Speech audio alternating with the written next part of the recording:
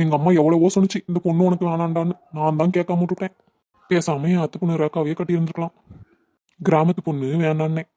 அவளை கட்டியிருந்தாவது வீட்டு வேலைலாம் செஞ்சுக்கிட்டு இருந்திருப்பா. ஒன்றும் சொல்றதுக்கு இல்லை. ஏங்க என்னங்க பண்றீங்க? பார்த்தா தெரியல, வீடு பெருக்கிக்கிட்டு இருக்கேன். ஏங்க இதெல்லாம் போய் நீங்க பண்ணலாமா? இதெல்லாம் நான் பண்ணிக்க மாட்டேனா? என்ன இவ திருந்திட்டாலோ? அதை கொண்டாங்க இங்கிட்டு, நான் பாத்துக்கிடுறேன்.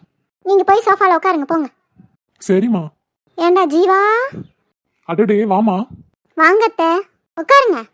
ஓ இதுதான் விஷயமா? அதானே பார்த்தேன், இது திருந்திட்டாலோன்னு நினைச்சிட்டேன். ஏத்த காஃபியா டீயா? எனக்கு எதுவும் வேணாண்டியம்மா. பாவு நீயே ஒருத்தியா எல்லா வேலையும் செஞ்சுக்கிட்டு இருக்கிற. ஏண்டா சும்மா தானே உட்காந்துருக்க, அவளுக்கு ஏதாவது ஒத்தாசை பண்ணலாம்ல? அது வந்து அம்மா.